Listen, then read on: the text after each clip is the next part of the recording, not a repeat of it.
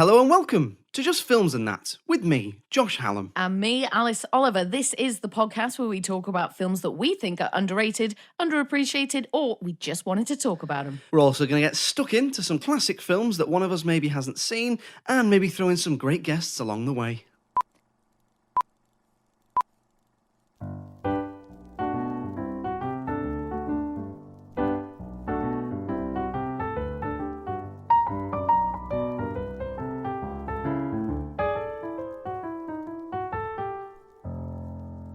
So Alice, we start with a random question, as ever. Can you play any musical instruments? And if not, what would you like to be able to play? So I'm going to answer with a sort of. So I like to think I can play guitar. Like I did. So I got a guitar. Right, yeah. I've been to your house and there's a guitar there. Oh, okay. I thought you were like, oh, that's right. I've heard. I've heard your shit guitar. Oh, God, no, yeah. yeah. Terrible. Sorry, as you were saying. I got a guitar when I was about 14 and just like played, just super basic stuff, I guess. And I'm not very good at, like, if I'm not good at something immediately, I get really frustrated and kind of lose the enthusiasm for it, which as a child, I suppose, was fine, but not as an adult. So it was just always dead simple stuff, but I always played, but I never got to any kind of decent level. And then I played the piano when I was a kid and got to grade 4. And I do really wish that I'd carried that on and wish that I'd made it like part of my life somehow, or just like always had a piano, or at least learned some like really key technical pieces that I could show off with. But above all that, I wish I could play the drums. I really wish I'd become a drummer. Really? Above guitar and piano? Yeah, just the thrashing. It's just wild. Stress relieving. Oh yeah, the energy. It's just palpable. I love it. So I don't, not to play my hand and answer the question, but I don't know much about grading and music. Mm-hmm. How good is grade 4? It goes up to grade 8. So I'm 50% good. So you're like, yeah. You're like, is that like a, I don't know, a C? Yeah, maybe a D plus, possibly. Yeah. So like, what's like a known piece of music you could play at the best of your ability? That's the thing, I can't really, because all I did was study the books and like the pieces that you need to pass the exam. Because it was always, I know I must have asked for the lessons. I must have been about 11, but it always felt like a chore. Yeah. And it was just like, oh, I just need to learn these pieces to pass the exam. And obviously now I look back on that and think, no, that's not what it's about. What a waste of time sort of thing. So that's the thing. I had all those lessons and I've got nothing to show for it, Josh. What about you? Are you musical? No, I apart from like the stuff you do at school, which is mandatory, when they give you a guitar, recorder, like plucking a violin, being able to do triangle. Did you have the triangle? Triangle, being able to torture parents with a rendition of like Good King's Wenceslas at the Nativity and stuff. But no, not really. I've not always wanted. Like, I wasn't really interested when I was a kid. As I've got older, I wish I'd learned. Not that it's too late or anything, but I wish I'd learned either the piano or the guitar. Mm-hmm.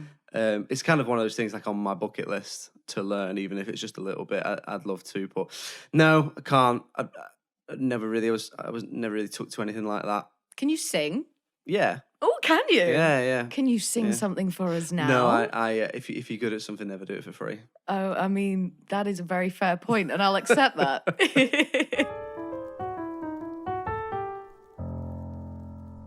So the film this week is Easy A, which is from 2010, so about 10 years old. So spoiler warning if you've not watched it.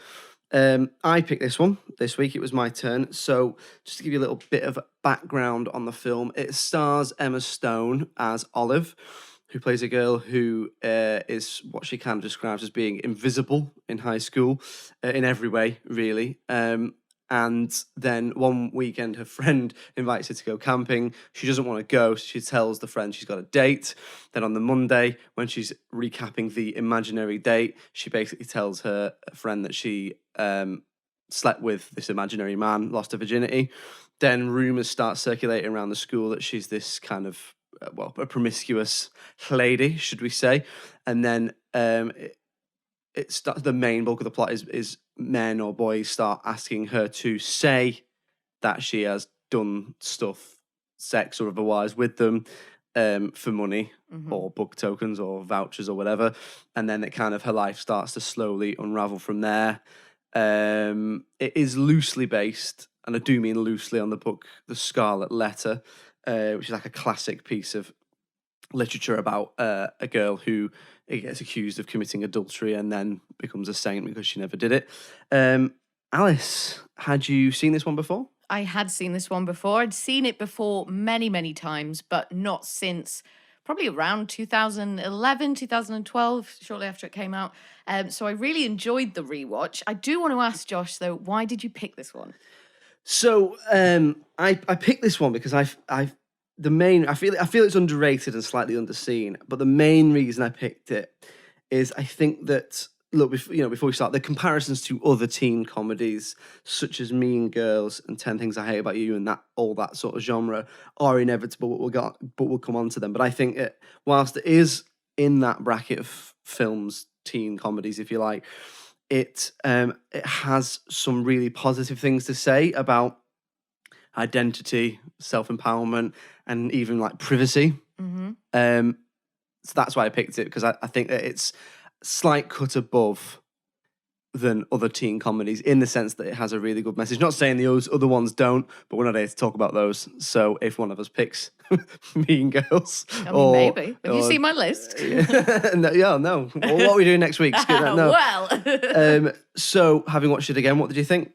I really enjoyed it. And you know what really got me this time was actually how funny it is. How actually funny. It's so funny. It is. And that's always a surprise I find now when you go back to revisit these sort of rom-coms. Like I went back and watched American Pie about 6 months ago or so. Ooh. It was shite. Ooh, I did not enjoy it one bit. I was just like, this is flat. It's not funny. These jokes are lame, blah, blah, blah. Oh, they watch a 16-year-old girl on webcam. Well, exactly. And I was they're just all like, adult men. This makes me uncomfortable. Oh, it's weird. But with Easy A, I thought this is actually really, really funny. And Emma Stone is very funny. The sort of relationship that she has with her parents and that whole thing, they're quite funny. Like they obviously kind of make fun of the fact, or not make fun, but make light of the fact that they've adopted, that their son is adopted. Yeah. And like the dad will say to him, like, where are you from again? One of the funniest jokes in it is, so if you haven't seen it, Emma Stone's parents are, it implies they're biologically her parents, but it never says it.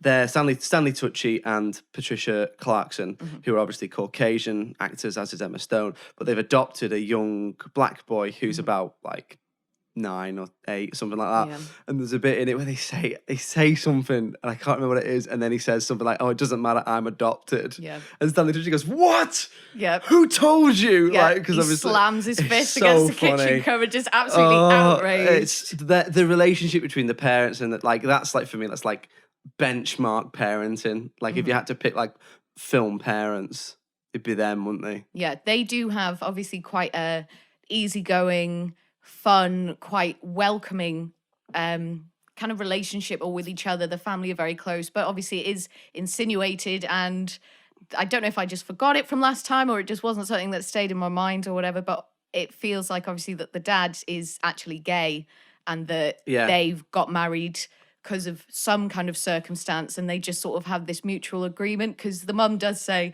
"Oh, I dated a gay man once for a long time." Yeah. And then the dad says, "I used to be gay for a long time." It implies it, doesn't it? But then the mum also says, "Oh, you know, your dad's a little bit too straight," Yeah. doesn't she? So it's like, it's that thing of nothing is set in stone. They're just messing. They have a really easygoing relationship, like you say. Yeah, and I think it's why when everybody thinks that Olive is going out with her Brandon. That's it. I was like, her friend, what's her friend's name? Brandon.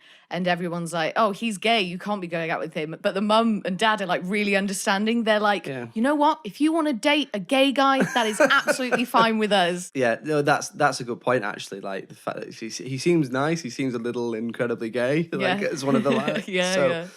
So one of the, if you haven't seen the film, as it gets to the stage where boys are coming to her and asking her to pretend to have gone out with them, slept with them, done stuff with them. One of them is gay and he's getting really badly bullied for it. And he basically says to her, you know, if you pretend to sleep with me in a public forum so that everyone can kind of hear us pretending, then I'll stop getting bullied. which I think I really like that storyline because Yeah. as I was reading around the film prepping for this, that particular storyline is apparently based on the writer's own experiences. Really? I don't know. Obviously, it's probably exaggerated, Sure. but that idea of identity, which goes back to why I picked the film, so I really like what it has to say about identity, that idea of being yourself and how it is shit when you feel like you can't be yourself, especially like high school. High school's rough Oh, yeah. for a lot of people. Yeah, it's rough anyway. And then if you're a closeted gay man and you're terrified about coming out because of what other people think of you. I mean, like we see, he's tortured, isn't he? He is desperate. Like he says to Olive, I am desperate. Like, will you please Yeah. do this? And oh my God, does she give a performance? That's brilliant, that love bit. that scene. You've got all those kids, they're at the party and they're outside the door and everyone's, got their ears pressed against it and they're like, like animals just trying to get in, like, oh, people are having sex in there. Yeah. And they just absolutely go for it. Olive is It's just so so funny. funny. It's such a funny scene. The fact that she punches him to get him to sound like he's finished. It's just, It's like, oh, it smells bad down there. And she's like, you're not meant to say it smells bad. And he's like, oh, kidding, it smells great. I love it. that's such a great scene. But I mean, going back to what you said about Emma Stone, I don't think there is a scene in this film that she's not in. Well, there's a couple. Oh, I don't know, actually. Around Now- the only ones that she's not in are, I think, around like the Christian group with Amanda Bynes. But even there, like she'll walk past or she'll go into a room adjoining Yeah. where they are and then they're there. But you're right. But I was thinking Emma Stone is doing a lot in this film. She's acting, she's singing, she's dancing. She's trying to be sexy but funny and goofy. Yeah. She cries at one time. She has to wear those outrageous outfits that are just lingerie Yeah. and high heels and like and she's trying to like get one of the boys like all excited or whatever, and she's like, "Did you know that my name is an anagram of I love?"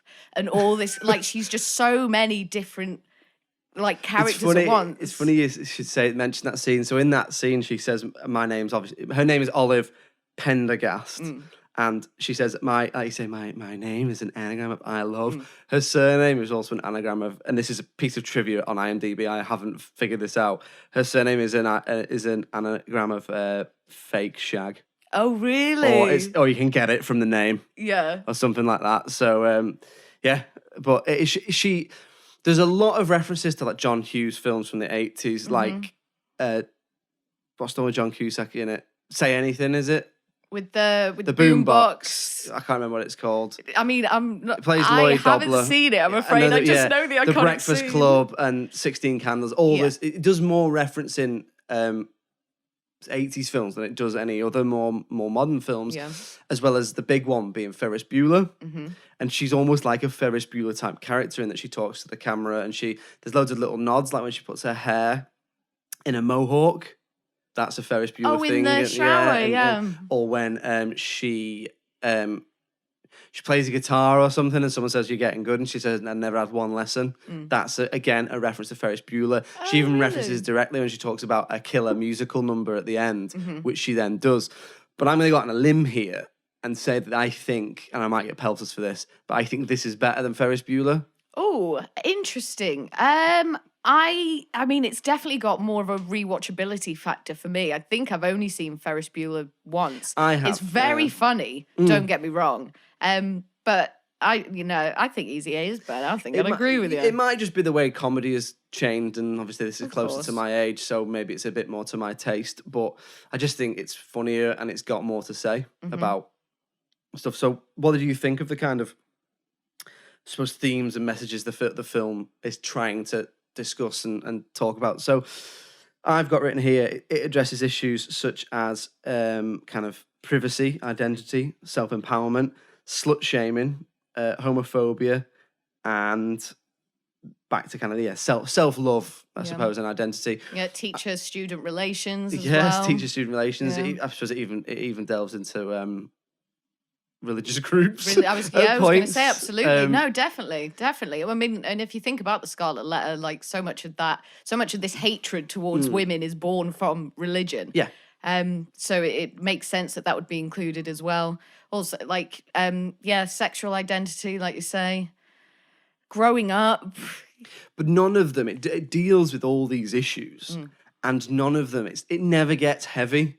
There's one bit where it does get not a little heavy in terms of too much for me, but where it's just a little darker, and that's when she goes on a date with a guy at the peak of everyone thinking that she's very promiscuous, and he basically starts trying to kiss her and assumes that it's going to lead to more, and she pushes him off, and that's when she gets upset. But other than that, I can't really think of any moments where it gets even a little bit dark. No, I agree, because most of the time and that's a real skill as well, kind of dealing with these subjects in a very real world way, and in a way where people who are watching it can actually relate. Like, it's not like this, gleaming white, pristine version of life that we're getting. We're like, oh, look how perfect everyone is. If you're not like this, you should be miserable.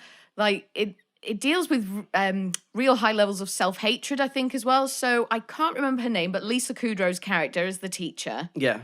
Guidance counselor, sorry. Yes. Yeah. So she clearly hates herself for what she's done, like with the obviously cheating on her husband With the with 35-year-old school student. 22. No, I said the actor. It's that he's like the only. Oh yeah. Because I was watching it. Sorry to interrupt, but I was watching it and I was thinking, Emma Stone must have been like coming up to like her late 20s when she made this, and like all the other cast must have been. And then I realised it was 10 years old, and that actually Emma Stone she wasn't like school age, but she was like, I don't know, I think about 20 when she made it. Maybe 20. I don't think she was any older than kind of, like you say, 22. So it's kind of nice to see a high school film with not, with 32-year-old buff actors in it. Yeah. But anyway, so as you were saying about Lisa Kudrow. Yeah, just so she clearly like hates herself and feels disgusting for what she's done. And then her character is a whole different display of like this female shame that she's feeling. And it's obviously like the kind of exact opposite to what Emma Stone's going through. But it's great that we deal with the adults so much as well. And the parents do get a look in, and we learn a bit more about the teachers. Because usually, obviously, it is just very kid-centric. Or if you have the adults in, it's just always as comic relief. Like I'm thinking Mean Girls and obviously Regina George's mother. Yeah. Or even Eugene Levy in American Pie. Like it's always... They haven't really got their own things going on, whereas in this film, the adults do have their own stuff going on, and it's fucking dark at times. Yeah, it kind of explores relationships and sexuality at different levels, right through from teenagers to adults to older people and stuff. So I mean, I think the best parts of the film are two things: Emma Stone's performance and the script. I think it's just brilliant. It's just such a watchable piece of kind of fairly light-hearted comedy. Yeah. And I think it's brilliant. How did you feel kind of as an adult woman watching it? What, as in if I felt different when I was younger? Yeah. I mean, only in a sort of a more appreciative of the topics that it tackled and more appreciative of the humour. I suppose it wouldn't have been out when we were like 15 or however old. No, 2010. Yeah, so I was already. Yeah, I was 20. Already in my 20s. Yeah, I was coming up to my 20s. Yeah. Oh, we're so old. Obviously, the fact it's a female-led rom-com, that's always I great. think that's brilliant. Yeah. And there's lots. It's not just Emma Stone as well. Like her mum's a great character. Amanda Bynes is obviously kind of the antagonist, but she gives a great performance. This is actually the last film she did. Was it really? Yeah, so she's retired. I think obviously not to go into it too much, but I think she had some sort of substance abuse and mental health problems. Oh, really? And around this time, I believe she saw this film and said, "Oh, well, that's it for me." Oh, wow. I think she kind of had her troubles. I don't know what she's up to now, but Yeah. Sorry, just to double check, this is the sort of highly religious. yes, that character, Mary Ann yeah. she's called, and Mary she runs Ann, the that's Christian it. group, and she's the one who's kind of got it in for Emma Stone's character because she sees her as like a prostitute, basically. Yeah, pretty much. But I really like her character because Olive's behavior clearly pains her. Yeah. Like, it's not just a case of like, oh, I'm just going to shame this person just because I feel like it. It's like she's obviously been brought up in such a way that behavior is seen as abhorrent and just you absolutely mustn't do it. So it's like she says, like, I want to like everybody, but it's so hard. And I feel like she does genuinely find it hard, and she would genuinely like to like everyone, because when her and Olive kind of start chatting a little bit and start getting close, like there are a couple of sentences in and like immediately she's like, "You're my best friend forever and I love you so much." Like she's clearly quite lonely, I suppose. But yeah, so that was interesting as well, because then she's just going through her own journey as well. I do love how self-referential it is. Like she even says, it's almost like they knew they were going to get the Mean Girls comparisons and the other comparisons to other teen films. So straight away, she's like, "Who am I? Whatever," and then she's like, "This isn't one of those stories." And then it like immediately goes into, even though it's very similar, but I love how, like we've already talked about, it references other films that it's influenced by, but it also, by constantly referring to its own genre, it stops you not picking holes in it, but you don't quite know where it's going to go. I just think it's such a feel-good film as well, like the way it ends. Obviously, again, is a reference to, I can't remember which 80s film is in it, but he rides off on a lawnmower and he's got a boombox above his head. Which is all she wanted, because all she says it throughout the film, like that she wants this like big romantic happy ending. So it's like her expectations have obviously been, they've gone out of control as well because of the way that films and TV shows are. You grow up and you think, oh, this is how life's going to go. A nice, handsome man with lots of money and a great car is going to just turn up at my garden and whisk me away to happiness. And then obviously that doesn't happen. And that it's kind of about her kind of coming to terms with that as well, even though she's still so young in high school, 17 years old. But that is how you think. I suppose it is how you think when you're a kid, isn't it? That definitely. That everything is going to be special. Yeah, and that everything's going to be nice and easy, and things are just going to go your way. If there is anyone listening to this who is at high school, it's not. Sorry to break it to you. These are your best days. Yeah. Something else that I really enjoyed, and I do think I only noticed this time, was how much work the extras are doing. So when she's walking through school, it's kind of like a reveal when she comes in and she's got the red A on her. But even in scenes before that and ongoing through the film, the extras in the school are all doing a lot. They're all looking at her. They're all having a reaction. No one is just, all right, kid, you need to walk past here. You need to go from A to B, and then that's the shot. They're all a part of the scene. And definitely, like I said before, when they're having sex in the room at the party, and they're all just pretending to have sex in the room. Pretending, yes, of course. And they're just trying, desperately to get in and, clawing at the door and stuff. And that keeps happening. That's sort of ongoing. So I really appreciated that. It felt like there was always a lot of directing going on. So it's probably down to really good direction, that. Because I was reading what the director, I think he's called Will Gluck, has done. And I can't recall seeing anything else he's done. I think he's done a lot of, maybe musically theatre type stuff on Broadway.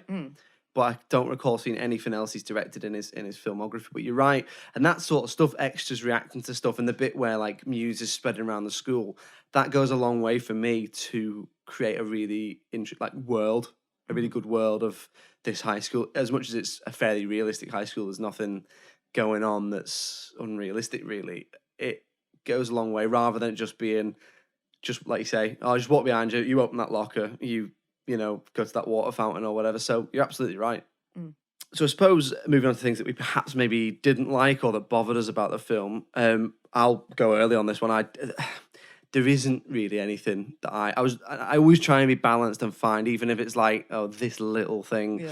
I've got a couple of things to say, but I feel like you might have at least one thing to say. So is there anything you didn't like about the film? So if I asked you what you thought of the soundtrack, what would you say? I like the score that runs through at the end. Ba ba ba ba ba. I like that, and I like obviously Simple Minds plays at the end, which is an absolute tune. Other than that, I really wish they hadn't used Knock on Wood, because I just thought of Oak Furniture Land adverts. Oh, really? Oh, no, ruined it for you. Yeah, but other than that, I remember thinking it was fine, but nothing that was like, oh, that's a poor use of that song or whatever. Why? What did you notice? The soundtrack is incredibly loud. Oh, right. Incredibly loud. Distractingly loud. One of the loudest I've heard. It's almost as loud as the dialogue in parts, and it's constant, except for a couple of scenes. There's a couple of scenes where we're having, some semi-important dialogue. There's one between, I think, Olive and her parents, and then another conversation between Olive and Brandon.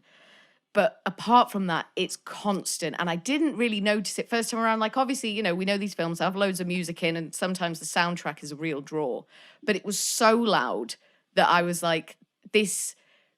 I wasn't sure if it was a glaring mistake or if this is how they wanted it. It was a choice, and the volume would increase as the scenes go on, which obviously makes me think that that is a choice and not just like some, I don't know, some mistake, or like the sound guy just has bad hearing or whatever. But it was just relentless. I honestly, I can't say I'd noticed that in terms of, I'd have to go back and look at it. Maybe, I mean, I didn't read anywhere that it was a choice. It's like, oh, it's teenagers, it's this genre, yeah, just like blasted all the way up to 11, which is just how it felt all the time. And I've got quite sensitive hearing, and like sound just fascinates me, like especially on film. Like I'm always listening for it. Like, what's the Foley doing? What's the soundtrack doing? Like, are there footsteps and all this? So I'm always listening for it. And there's just no let up from it. And by the end, I was just like, oh my goodness. Did it take anything away from the film for you? Just like a smidge? It didn't take away. It was just odd. And every time it would get loud again, I was like, why? Why is this happening? Obviously, every scene builds to a crescendo, and maybe that was something that they were kind of trying to play with by using the music. But I just didn't think it was necessary. I'll tell you one thing I did notice, and again, I'm really clutching at straws at this. I don't know why Olive would be friends with Rhiannon, the blonde girl with the curly hair. Well, I thought this as well because she's awful to her, but I'm assuming it's either they were friends when they were very, very young and you just get locked in with those people, or her self-esteem is so shit that she's like, oh, well, this is the only person who wants to hang around with me. I guess I've got to deal with it. I think everyone's got those friends who you meet at school or when you're younger, and then when you grow up and you're still friends with them, and you do kind of have those those moments of clarity where you look at each other and go, probably wouldn't be friends, would we, if we met now? Yeah. Because for most of my childhood friends, it's me. So, but no, I mean, the other thing was, would the school allow a Christian group to essentially hound Olive and bully her? Probably just, I'm trying to find the needle in a haystack here of things there. Probably, I think the thing is, though, it's kids, isn't it? It's teenagers, and bullying happens, and a lot of the time it happens unnoticed. Yeah, I suppose. So is there anything else? That was my main thing that I didn't like, and I don't think I'd really made a serious note of anything else. Obviously, there's a moment that I didn't like, but this is more to do with like the character or whatever. But when is it Woodchuck Todd, who is the the love interest? Who she ends up with in the end. But after she's been sexually assaulted by that guy, and obviously she gets in her car, and then she gets in his car, and then she's crying all the way home, and then he tries to kiss her, and I'm like, like, I just hate it. I hate it when a man who isn't your husband or your boyfriend in films now presumes to kiss you because you're crying, as if that's the thing. That's this is the thing that's going to cheer me up. Yeah, after you've been sexually assaulted, I really want this other guy to come and mack on me. But to be fair, what saved it for me was that she said no, and he immediately backed off. And he says, "Can I kiss you?" He doesn't just kiss her. So I suppose, I think that's something where they've obviously thought about that and thought, I can't just kiss her, that's just weird. One thing I would say about that scene is the guy who sexually assaults her looks a bit too much like him. Like when she first goes on a date with him, I was like, oh, that's the guy. That's the guy. And then when other him comes in, I was like, oh, that's a different guy. Make him a different looking guy. Like, don't have like a Poundland version of Penn Badgley. Also, the one thing, I don't know if I like or dislike this, but it always sticks out like a sore thumb. Americans using mainly British words. Oh, go on, like what? So she calls a character a twat. A twat. And she goes, she says like, you insufferable twat. And it's like when Steve the Pirate says bollocks in Dodgeball. It's like, it's weird. It's like, it doesn't sound right. Yeah. It's like if a northern guy says motherfucker. Oh, you motherfucker. Like, it just doesn't fit right with me.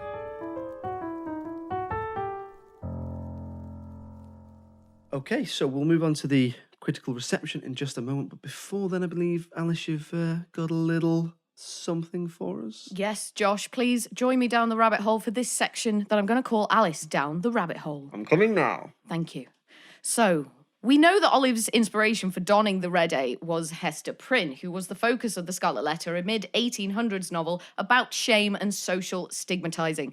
The novel's author was a man named Nathaniel Hawthorne. Given the themes in The Scarlet Letter, I was unsurprised to learn that Hawthorne was born in Salem in 1804. His ancestor, John Hathorne, was a judge during the Salem witch trials, and from what I can tell, really loved burning women at the stake. Some speculate Hawthorne probably added the W to his surname in his early 20s, to distance himself from great-great-granddaddy Hathorne, who was one of the only judges who didn't repent what happened in Salem when it ended.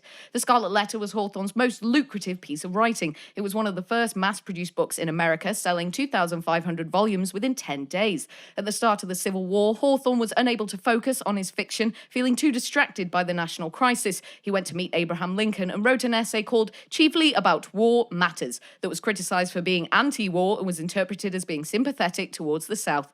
With several novels left unfinished, Hawthorne fell ill with stomach pains and died in his sleep in 1864. And that was Alice Down the Rabbit Hole. Thank you.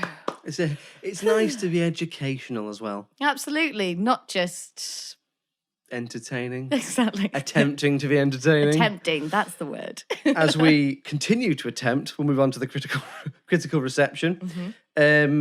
What do you think we're looking at in terms of how it was received? Let's have a think. So I wouldn't say that these sorts of films tend to rate incredibly high. Like, we're not looking at nines really for sort of rom-coms in general.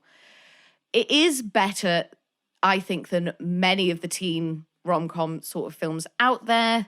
I would say I think it should be getting at least a high 7, like at least a 7.8, but I would give it probably more like an 8 mid, so like an 8.4, 8.5. Yes, you're not far off. So on IMDb, it gets 7 out of 10. Okay. And on Rotten Tomatoes, it gets 77% of the audience and 85% of the critics. So Oh, good. you're probably looking at averaging out at like you say, a mid 70s. So is it just a flat 7 on IMDb? Flat 7 from. I feel like that's a little bit harsh. That's for 350,000 Oh, wow, votes yeah. as well. So that's no mean feat, is it, to get that many votes? So what do we think? Oh, definitely underrated. Yeah, I think so. I think a flat 7 is a little bit harsh, and I think Emma Stone deserves more than a flat 7 for she's that. a star. Wonderful. She's a star in this. She's a star now. She's absolutely brilliant. And I agree. I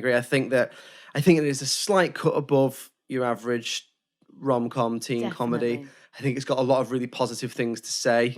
It's entertaining. It's funny. It's kind of got a really diverse, interesting cast. And I think that, I mean, it's 10 years old. None of the comedy's aged. If you look at other films that made around the time, like The Hangover, for example, which is only a year before this, it's aged terribly. So I think it's up there with a great comedy.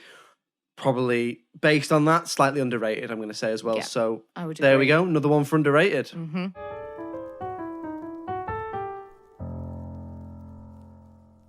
So there we go. Another one for underrated. Alice, it's your turn to pick our next film. What are we watching? We are watching Tremors from 1990.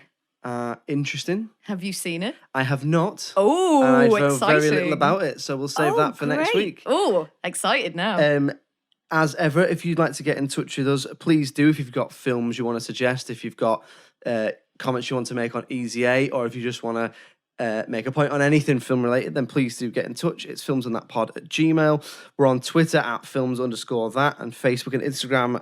We are filmsandthatpod. Do get in touch. We'd love to hear from you. And we will see you next week. Alice Oliver, thank you for joining me. Thank you very much, Josh. And it's cheerio from me. See you next week. Bye.